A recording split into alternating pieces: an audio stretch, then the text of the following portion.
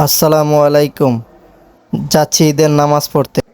দেরি হয়ে গেছে তাই একটু তাড়াতাড়ি যাচ্ছি। আমার একটু লেট হয়ে গেছে, তারপরও দেখছি দুই একজন লোক যাচ্ছে।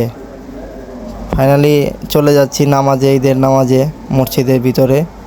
দেখি খালারা, দাদারা, দাদিরা এখানে বসে আছে। নামাজ পড়ে মানুষ বের হবে তার জন্য। জুতাটা রেখে আমি মসজিদের ভিতরে চলে এলাম। অনেক লোকজন আসছে, কোথাও জায়গা নাই। কি করব, আর পিছনে দাঁড়িয়ে আছি। নিজের ফেস দিয়ে একটু সবাইকে দেখানোর চেষ্টা করতেছি।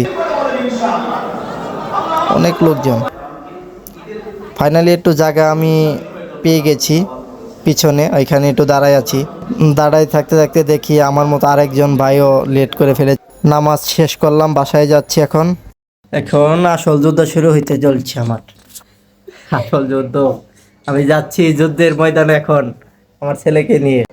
প্রথমেই তার পছন্দের খাবার চকোবিম। ছেলে আমার উঠবে কুলে, আমি কুলে নিয়ে নিলাম, দেখি কি কিনে। চিনি কম দিও। এটা দেন তো।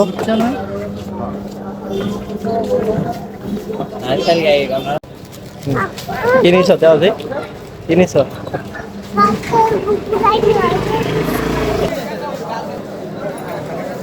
সামনে এগোতেই দেখি দুই চাচা মুরব্বি কুলাকুলি করতেছে, অনেক দেখে ভালো লাগলো। খেলনা মানুষ নিয়ে দাঁড়িয়ে আছে, কিন্তু আমার তো যেতে হবে। এই যে এইখানে যেখানে লাইসেন্স ছাড়াই চাচা বিক্রি করতেছে অনেক বন্দুক, যে বন্দুক বিক্রি করলে পুলিশ ধরারও কোনো রিস্ক নেই। বন্দুক এখন আমাদের হাতে। ছেলে আমার অনেক খুশি, কারণ বন্দুকের সাথে ফ্রিতে 3 প্যাকেট পুঁতি দিচ্ছে। এখন আমি ছেলেকে জিগাবো এই বন্দুক যে কিনলো সেটা যে কাকে গুলি করবে। শুভ, ও গুলি দেখে আমার মারা দাও না, আমার মারলে তো শেষ। হাঁটতে হাঁটতে চলে যাচ্ছি বাসায়, কিন্তু বাসায় এসে তো দেখি গেম পুরাই চেঞ্জ।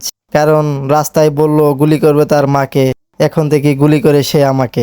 সবাই ভালো থাকবেন, সুস্থ থাকবেন। ঈদ মুবারক।